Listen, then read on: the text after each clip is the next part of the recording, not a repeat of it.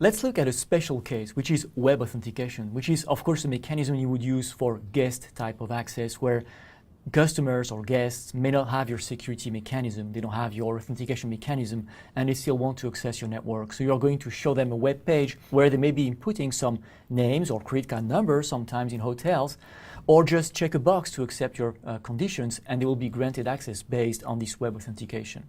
This is a very common form, and you're supposed to know some of it. What is complex here is the vocabulary, because it's been developing so much that there are multiple ways of doing web authentication. One of them is what we call local web authentication. Local means on the controller. So what's going to happen there is that you will have a web page generated by the controller that is going to appear to that client that you see on the left. And upon clicking a box, entering information, or putting some real authentication parameters, username and password, the controller is going to unlock the access and let them through. What is a bit complicated is that you can have local web authentication where the authentication is done on the controller, but the actual list of users, the credentials, if you use those, are not stored on the controller. They may be stored on an external database, like, for example, a Radius server. So in that case, the controller is still going to be the one authenticating you, but the place where the username and password is going to be checked is going to be subcontracted to the Radius server outside. This is still called local web authentication because the controller is still the item controlling you, authenticating you. It doesn't have the user database, but it's still the one performing the action of checking who you are.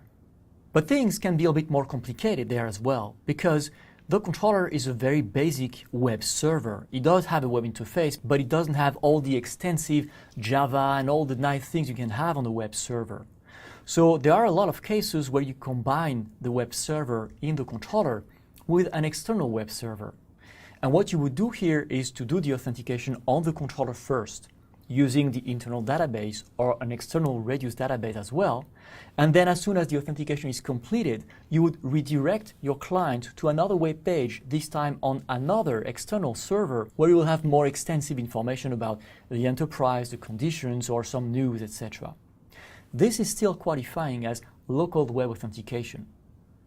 But that external web server can also be used before the authentication, because what you want to display to your user is directly that nice page that gives information about the enterprise, that is refreshed every day, and that has a section where the username and password can be put. So this would still be local web authentication, but what would happen in that case is that when you associate to the wireless network and you open a web page, the controller is going to capture that web request and actually redirect you to that external web server where you'll be able to input your username and password.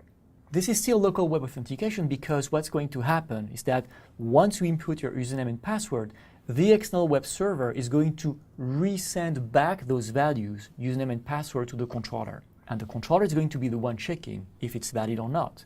Maybe using its internal database, maybe using an external Radius database. But the engine that performs the authentication is still the controller. So although you use an external web server, this is still LWA. But then, of course, if you scale more and you have many controllers, many access points, and you use an external web server anyway, you kind of wonder why you would have to send back those credentials to the controller and to the controllers, to each and every single controller you may have in your network, to perform that authentication. If you have an external web server, why don't you put the authentication there? Of course, that means that the web server would have this capability to authenticate devices. And that's something which is possible with some specific web servers that are also engineered to be authentication engines. And one example is Cisco ISE, Identity Services Engine, that we'll cover soon in the next lessons. So when that happens, all the controllers are going to receive the web query from the client, but instead of just subcontracting the page or subcontracting the authentication to an external server, they are simply going to redirect the traffic to that central place where central web authentication is going to happen, thus the name CWA. And that ISE server is going to present to the customer, to the guest, a web page where they will either have to register, enter some credentials, etc. And all the authentication and guest validation is going to happen on that central web server. In between, the controller is going to know that access is locked and only access to the ISE engine, the central web server, is going to be allowed, until that engine returns a message that says access is successful, authentication is successful, access can be granted. And at that time, the controller is going to unlock the communication, and you can access any other resource you need to access. So you see, in that case, when the entire authentication is done on a central web server, and the controller just acts as a man in the middle, waiting to receive this access accept instruction, you can unlock the traffic. This is the case where we talk about central web authentication.